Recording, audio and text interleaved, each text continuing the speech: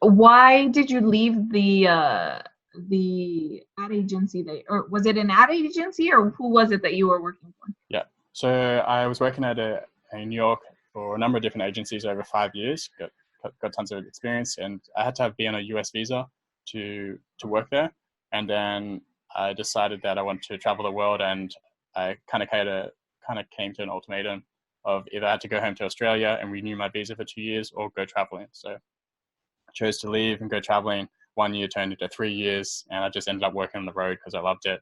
And then we had a baby boy, so we came home to Australia, just settled down a little bit. So that's where I'm at now. Nice. So tell us a little bit more about those 3 years. Where did you go? Yeah, so we started off in Europe. We saved up a lot for the first year because we were kind of going to a little bit more pricey places. So we saved up for the first year, but I found out soon enough that I actually had more time to work on my business because I was not working full time anymore. So I could actually see the sites and work as well. And I could build up my business, and I earned money that way. And then we went to less expensive countries where you could live like a king really on what I was earning, whereas not didn't go very far in Europe. So that just turned into a longer experience. So went to Europe and then Central America and South America, Asia, and yeah, there's about 80 countries or so in that 3 year period. The other countries were when I was younger, but yeah, saw a lot, and it was a pretty fast pace at the beginning, but at the end of it, we slowed down, and still continuing to travel these days. And now that we're talking about travel, we actually have my wife and I run a travel blog called Just Globetrotting. There's guides to all these countries as well, and we share our tips and photos and stories from these places as well. So if you're going to pretty much anywhere, you'll have like our little experiences from those places. What was your favorite place?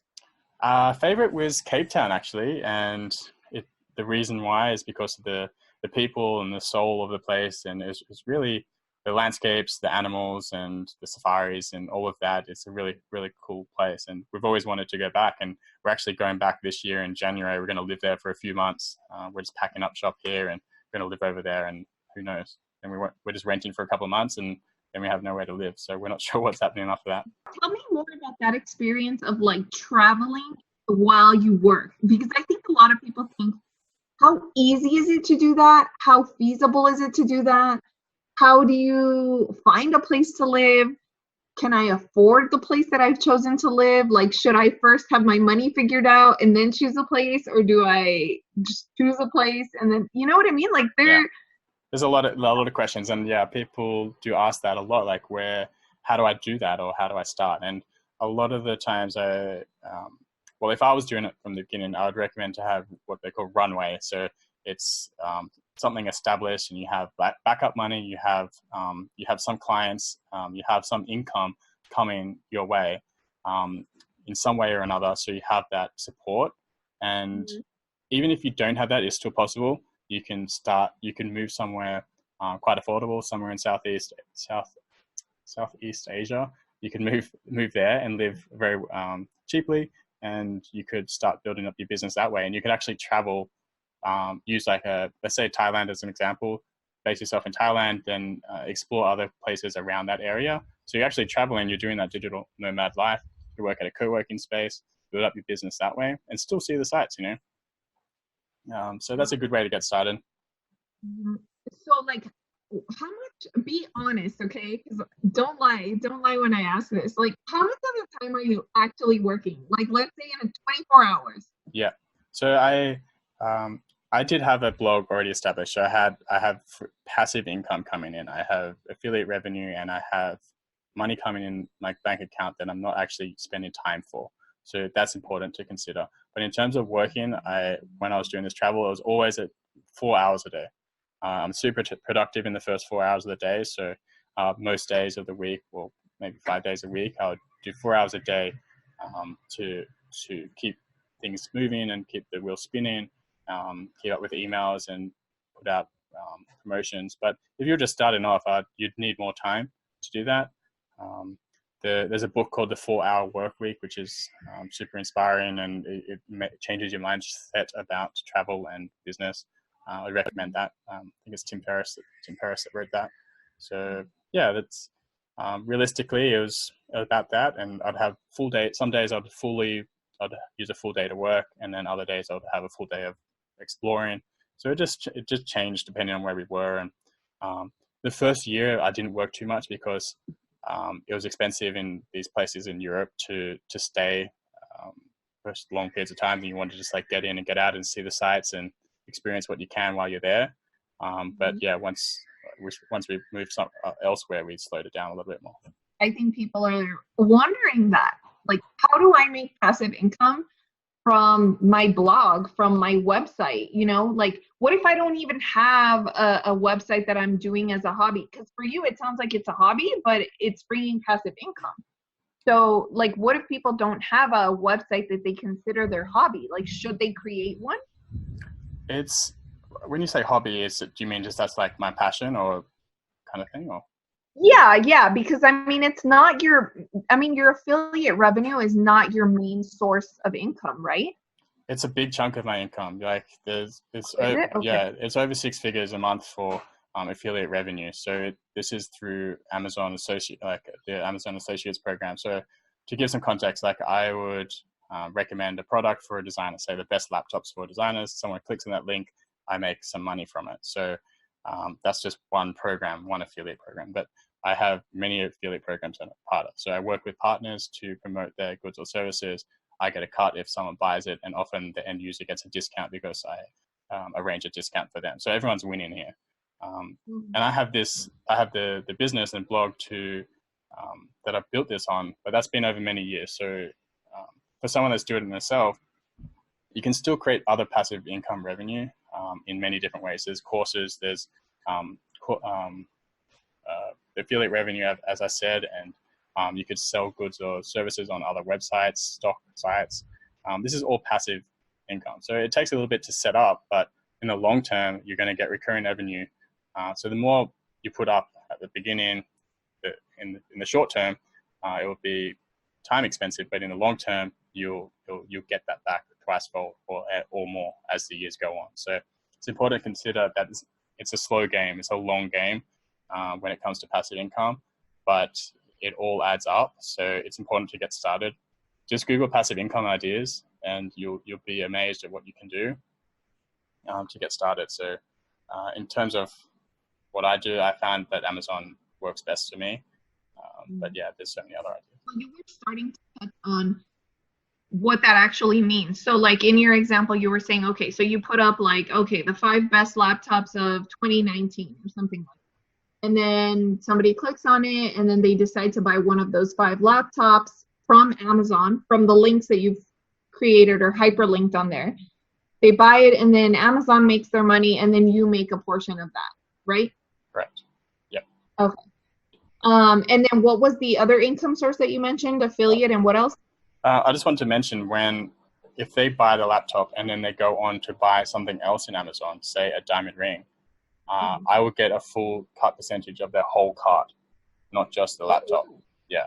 So that's how it works. A lot of people being like, oh, I'm recommending a book. It sells for $10. I'm only going to get like 20 cents. But if they go on to buy other things, you're going to get a cut of that. So that's really why this program has been so successful. And yeah, in other passive income ideas, there's tons out there. I don't do too many. I focus on affiliate because I have the platform to do that. But yeah, I'd recommend just looking into it a little bit further and getting started. Just give it a go. I've got some YouTube videos that talk about passive income a little bit more. So check them out on my channel, and if you're interested. All right. Well, that's awesome. What do you think is the most commonly asked question that you get from people that hire you for Just Creative? Yeah, so a lot of people come to me asking for a logo design. So I say, why? And then they say, oh, I need an identity. And you ask why, and it's because I'm trying to launch this business. But why are you trying to launch your business? Because I want to sell my services. Like, why? Because I want to make an income. So it's like, obviously there's much more to it than a logo. They want to build a business.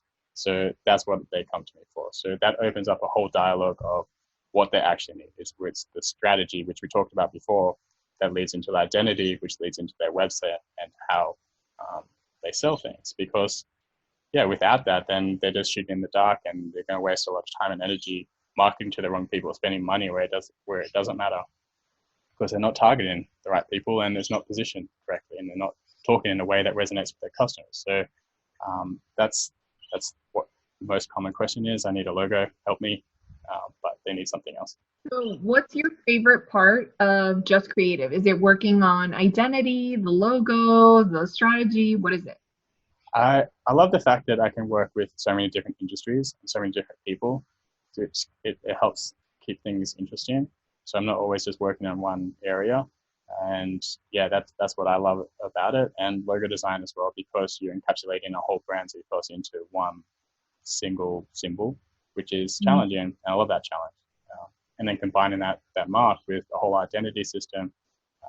So the fonts and colors, photography, textures, patterns, icons, all of that, it all works together. And that's what I love. And that's why I keep doing it. So what do you think is your biggest struggle as somebody who's trying to build Just Creative? Yeah, it's time management.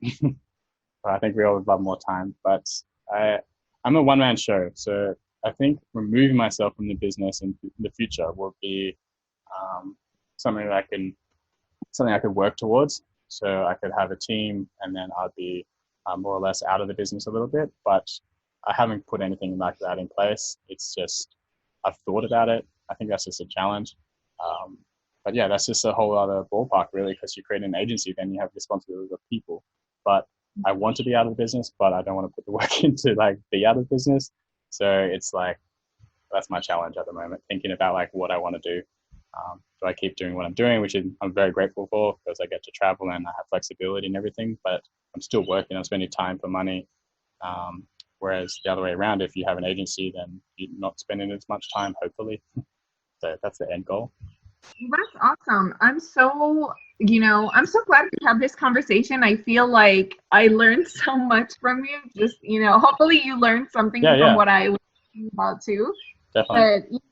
But, it's so true what they say, that it's so fascinating to learn about the person, like, behind the brand. Like, people want to know your story. People want to know who they're doing business with. People want to know that they can know, like, and trust you. People do business with people they know, like, and trust. And so, for people that are watching this, like, you and I just,